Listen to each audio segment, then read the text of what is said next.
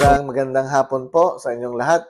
Ito na naman po ang inyong Kuya Attorney Noel na muli magbabahagi ng kaunting kaalamang legal. Alam ko po ngayon dahil itong araw na ito ay July 22 ay medyo may problema pa ang ating bansa lalo na dito sa National Capital Region at mga probinsyang malapit. Gaya dito sa amin sa Laguna ay dahil sa malakas ang ulan ay hindi maiwasan na magkaroon ng baha. So mag-iingat po tayong lahat at tayo ay mamalagi sa ating mga bahay at wag nang lumabas pa para maiwasan ang sakuna. Okay, binabati ko rin yung aking mga subscribers, mga viewers, mga bago pa lang napapagawi dito sa aking channel. Sana po ay mawili kayong manood nitong aking mga vlogs at meron naman po kayong mapupulot na konting kaalamang legal dito. In particular, tungkol sa mga real estate transactions. Okay, so ngayon ay meron tayong panibagong topic. Ito naman ay, kasi marami na akong vlogs tungkol sa yung buyers ng mga lupa, yung bumibili. Ngayon, meron naman, pag-uusapan naman natin ay tungkol sa mga sellers, yung pagbebenta ng lupa. Kung magbebenta ka ng lupa, dapat ito ang gawin mo. Okay, so, yan. Unang-una, iba't iba kasi ang sitwasyon sa pagbebenta ng lupa. Kung ikaw talaga ang may-ari ng lupa, ikaw ang nakatitulo kasama ng asawa mo, diretso kayo magbebenta ng lupa. Ibig sabihin, kayong dalawa ay mismong siyang makikipag-negotiate, makikipag-transact sa pagbebenta ng lupa. Okay, ito dapat natin gawin. Unang-una, siyempre, pag nagkaroon ng interesadong buyer ang inyong lupa, pag-uusapan yan yung amount of the purchase price, yung halaga ng bilihan o bentahan ng lupa. Pinag-uusapan din ang pagbabayad ng buwis, kung sino sasagot sa mga capital gains tax o sa capital gains tax. Usually kasi ang capital gains tax, yan ay yung buwis na binabayaran sa BIR para ma-transfer ang title sa pangalan ng buyer. Ayon talaga sa batas yan, ang nagbabayad yan ay yung seller. 6% yan ang napag-usapang halaga ng bentahan. Ngayon, or kung halimbawa mas mataas, meron din kasing zonal value ang BIR, whichever is higher, yun ang sinusunod na BIR na pagbabatayan ng 6%. Okay. Yun nga, yung 6% na yan, yung capital gains tax na yan, ay usually ang seller ang nagbabayad yan. Pero, hindi naman hard, fast rule yan na yun talaga, kasi nasa pag-uusap din kasi ng seller at buyer. Pag minsan kasi, pag binebenta ng seller ang kanyang lupa, sasabihin na lang niya na net na ako nito, ibig sabihin, itong price ko, hanggang dito na lamang, kayo nang bahala sa lahat ng gastusin. Ngayon, kung meron namang compromise agreement, ibig sabihin, nagka-meet ang isip, ang mind ng parties. So, gano'n na nga ang ginagawa, sinasagot na rin ng buyer o ibinabawas na lang doon sa purchase price, yung capital gains tax. Okay, so mahalaga yan, ang pag-usapan yung kung sino ang magbabayad ng capital gains tax. Kasi yung ibang buwis, yung documentary stamp tax, transfer tax, saka yung registration sa RD, sagot na talaga yun ng buyer. Okay, dapat po yan ay mahalagang mapag-usapan ng seller at buyer, kung lalo na kung ikaw ang nagbebenta ng lupa. Okay. Ang isa pa na maaaring ikabigla ng seller ay yung mga maiingat na mga buyer na dapat naman na maingat ay umihingi ng Xerox copy po ng titulo at humihingi rin ng authorization para kumuha ng tax declaration sa assessor ng munisipyo kung saan nandun yung lupa. Hindi naman dapat mabigla tayong mga seller dyan sapagkat gusto lang mag-check ng buyer kung talagang malinis ang titulo at walang problema ang lupa. Humihingi siya ng Xerox copy ng title para makakuha siya ng certified true copy ng title din sa Register of Deeds. Ang titulo kasi dalawa nga, yung owner's duplicate copy, yung hawak ng may-ari, at yung title na hawak ng Register of Deeds. Ngayon, pag nag-request ka na ng certified true copy, at pag lumabas yon, makikita mo kung meron sanla, merong adverse claim, may humahabol, merong notice of lease pendants, merong kaso. So, yon ay protection ng buyer para sure naman siya sa pagbili ng lupa na walang magiging problema sa pagta-transfer ng titulo. Okay. So, yan. Kung tayo ang seller, huwag tayong mabibigla kung humihingi ng Xerox copy ng title natin ang buyer.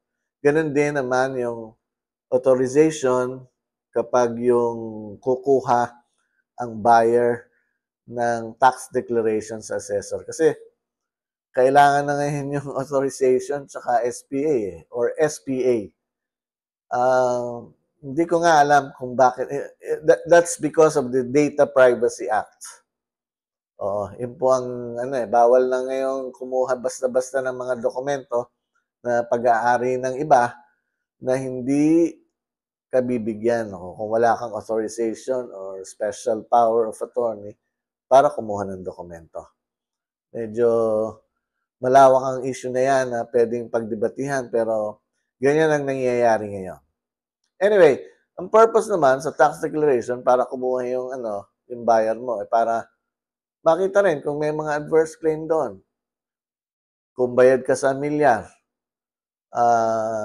ma-check din nila yon sa assessor kung updated ka sa pagbabayad ng amilyar taon-taon. O yan.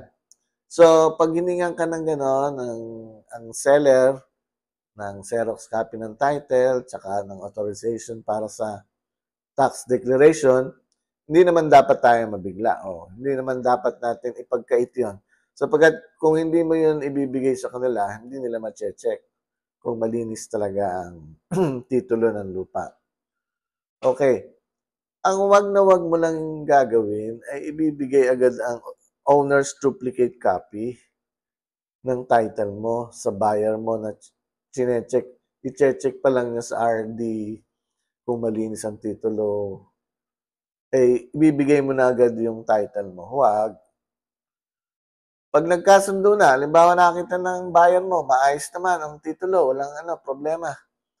Pareho kayong pupunta sa isang abogado, notaryo publiko, para doon gawin ang deed of absolute sale. Kasama na doon yung acknowledgement receipt, kasama na rin doon yung special power of attorney para sa pagta-transfer ng title. Okay. So, yan po tandaan po natin yung unang sitwasyon na ganyan. Ngayon, pangalawang sitwasyon ng pagbebenta ng lupa. Halimbawa, ikaw ay nasa malayo, let's say Luzon, nasa Mindanao ang bentahan ng lupa, edi kailangan ng special power of attorney.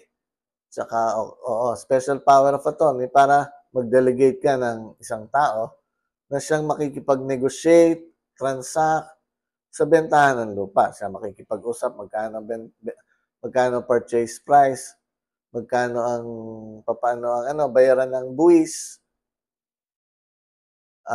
Magde-delegate ka. Hindi ka kasi makakapunta sa mismong lugar at haharap sa abogado. So, sa pagpirma ng deed of absolute sale at yung iba pang dokumento, yung representative mo ang pipirma. Sa deed of sale, acknowledgement receipt, SPA.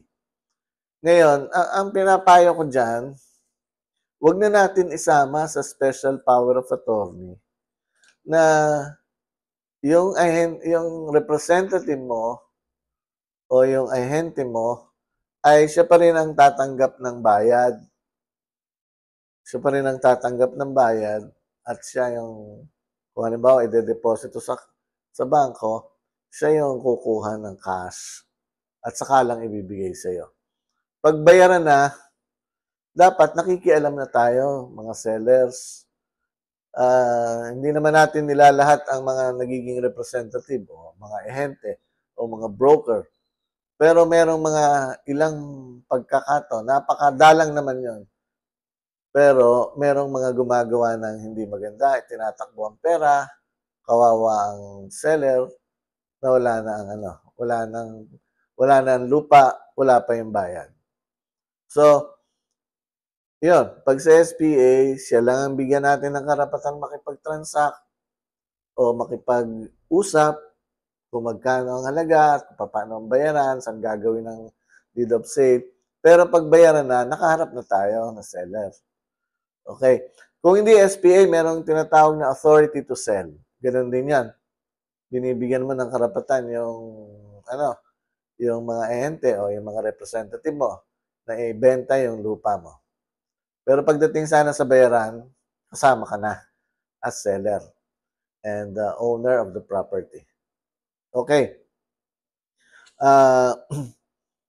Mahalaga po yan kasi marami kaming experience dito na nawawala na lang bigla yung mga representative saka yung mga ahente na hindi na nagpapakita. At huwag din natin ibibigay ang ating owner's duplicate copy sa agent, sa representative, sa broker, unless tuloy na talaga yung bentahan. Magbigay lang tayo ng photocopy, hayaan mo kumuha sila ng certified true copy sa Register of Deeds at yun ang ipakita nila sa kanilang prospective buyers. Okay. So, dapat bilang seller, kung tayo bago pa lang nagbebenta, dapat tayo makakuha ng TIN, Tax Identification Number. Hinihingi po rin kasi yan. Hindi matutuloy ang pagtatransfer ng title kapag walang TIN. Ilalagay yon sa deed of sale. Kahit hindi man ilagay sa deed of sale, hahanapin din yon sa BIR pagbabayad ng buwis, ng capital gains tax, saka ng documentary stamp tax. Okay. So, sa deed of sale, dapat yung seller, kayo mag-asawa, ang pipirma. Kung kayo parehong nakalagay sa titulo bilang seller, dapat kayong dalawa ang pipirma. Hindi pwedeng ikaw lang o walang consent yung wife mo o yung husband mo. Tatakas mo yung pera. Hindi yun pwede. Bawal po yun. Magiging void ang sale. Dapat alam yun ng buyer. Kapag dalawang nasa titulo, dapat dalawa rin ang pipirma sa deed of sale. Mahalaga po yan. Dahil ang deed of absolute sale na signed or executed lang ng isa sa spouses ay pwedeng ma-void. Void sale yon. Hindi yun walang bisa ang bentahan na yon. Sapagkat bilang mga registered owners, dapat silang dalawa ang nagbebenta ng lupa. Okay, so yan. Yan po ang ilang tips para sa inyong mga nagbebenta ng lupa na lalo na yung mga bago pa lang na dapat gawin para hindi naman tayo maloko o hindi tayo magoyo ng mga ibang nananamantala. Okay. Ngayon kung tayong nakalimutan ko, kung halimbawa ay installment ang pagbabayad sa atin, hindi po deed of absolute sale agad ang ini-execute. Sa halip ay contract to sell.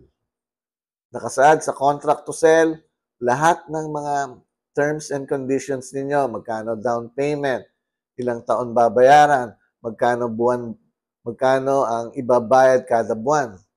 Lahat po yun ay nakasaad sa contract to sell kapag installment ang pagbabayad sa inyo. Pumupunta rin ang seller at buyer sa abogado, notaryo publiko para ihanda ang contract to sell. Huwag na po kayong pumunta sa barangay para sa barangay kayo magpagawa ng kasunduan. Bagamat valid iyon, tinatanggap yun ng batas, ay siya ay tinatawag na unenforceable.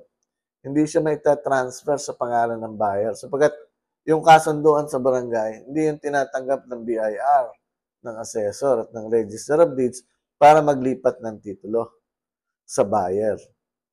So, huwag na po tayong gumawa ng ganun. Pumunta kayong diretso sa abogado tsaka sa notaryo publiko para ipaghanda kayo ng dokumento nyong kailangan. Okay, so hanggang dito na lamang po. Marami pong salamat sa inyong lahat. Sana'y may nakuha kayo ngayon sa aking vlog. At magkita-kita tayong muli sa susunod kong vlog. Marami pong salamat.